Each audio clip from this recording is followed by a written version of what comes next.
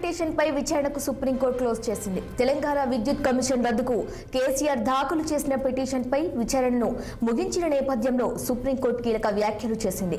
ఈ మేరకు కమిషన్ కొత్త చైర్మన్ ను నియమించాలని సర్వోన్నత న్యాయస్థానం ఆదేశించింది. కొత్త జడ్జిని చైర్మన్ గా నియమించుకునేందుకు తెలంగాణ సర్కార్కు తగిన సమయం ఇచ్చింది.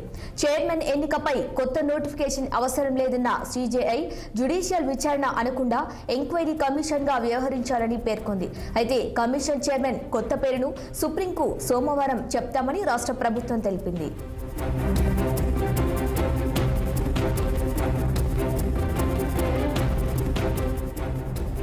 కేసీఆర్ పిటిషన్ పై సుప్రీంకోర్టులో సుదీర్ఘ వాదనలు జరిగాయి. అటు కేసీఆర్ తరపున ముకుల్ రోహత్గి వాదనలు వినిపించగా తెలంగాణ సర్కార్ తరపున అభిషేక్ సింఘ్వి వాదనలు వినిపించారు.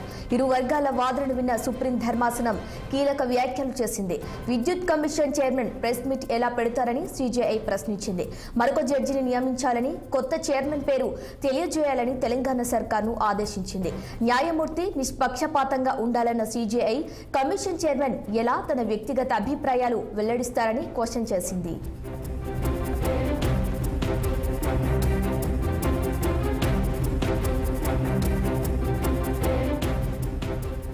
అటు తెలంగాణ విద్యుత్ కమిషన్ అంశంలో అనూహ్య పరిణామం చోటు చేసుకుంది. చైర్మన్ బాధ్యతల నుంచి తప్పుకుంటున్నట్లు నరసింహారెడ్డి వెల్లడించారు.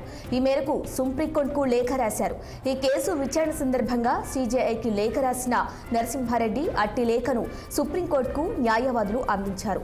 కొత్త జడ్జి పేరును సోమవారంలోపు కోర్టుకు వెల్లడిస్తామని అభిషేక్ సింఘ్వి సర్వోన్నత న్యాయస్థానానికి వెల్లడించారు.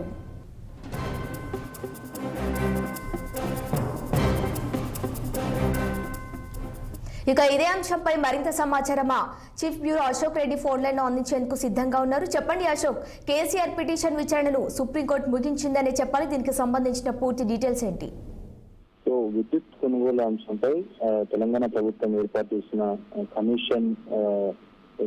కమిషన్ రద్దు చేయాలంటూ కేసీఆర్ పిటిషన్ దాఖలు చేశారు సుప్రీంకోర్టులో. దానిపైన ఈరోజు విచారణ జరిగింది. సుప్రీంకోర్టు చీఫ్ జస్టిస్ ఆధ్వర్యంలోని ధర్మాసనం ఇరుపక్షాల వాదనలు వెళ్ళింది. ఇటుపక్క కేసీఆర్ తరఫున ముకుల్ రోహిత్ వినిపించారు. కాంగ్రెస్ ప్రభుత్వం తరఫున అభిషేక్ సింఘ్వి న్యాయవాది వాదనలు వినిపించారు. సో దాదాపు గంట సేపు సుదీర్ఘ వాదనలు కొనసాగాయి. విద్యుత్ కొనుగోలుకు సంబంధించిన అవకతవకలపై అభిషేక్ సింఘ్వి వాదనలు వినిపించారు.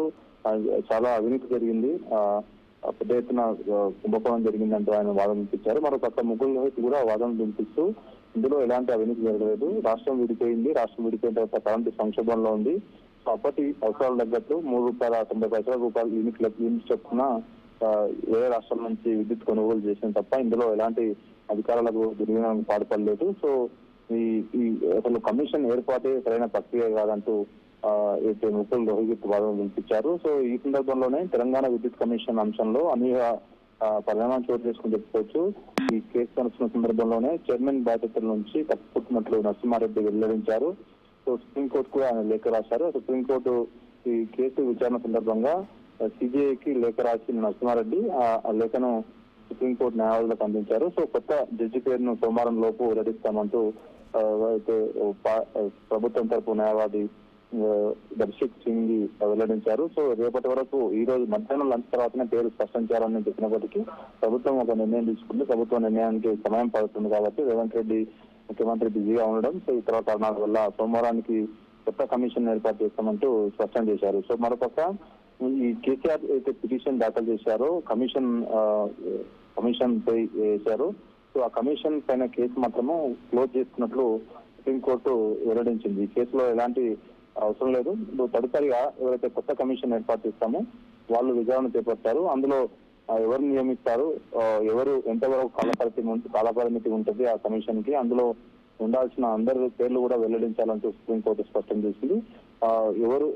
ఎవరున్నా కూడా నిబద్ధతతో పనిచేయాలా, కమిషన్ తన స్వయం ప్రతిపత్తిగా ఉంటుంది కాబట్టి అలా ముందుకు వెళ్ళాలి తప్ప ఇలా లీకులు ఇవ్వకూడదు. జస్టిస్ నరసింహారెడ్డి మీడియాకు లీకులు ఇవ్వడం, సో ప్రెస్ మీట్లు పెట్టడం ఇదంతా మంచిదే కాదు. కమిషన్ అంటే గుప్తంగా ఉంటుంది, అందరినీ విచారించి ఒక రిపోర్ట్ ప్రభుత్వానికి ఇవ్వాలి తప్ప అలా ఇష్టమొచ్చినట్లు మీడియాకు లీకులు ఇవ్వడము, మీడియా ప్రెస్ మీట్లు పెట్టడం మంచి చర్య కాదంటూ సుప్రీంకోర్టు స్పష్టం చేసింది. సో ఓవరాల్ గా అటు నరసింహారెడ్డి బాధ్యతలను తప్పుకోవడం, ఒకేసారి సుప్రీంకోర్టు కూడా కొత్తగా కమిషన్ ఏర్పాటు చేయాలని స్పష్టం చేయడం పరిణామాలు జరిగాయి. మరి ఇప్పుడు ఏదైతే కేసు దాఖలు చేశారో కేసీఆర్, సో ఆ కేసు కూడా క్లోజ్ అయినట్టు తెలుస్తోంది.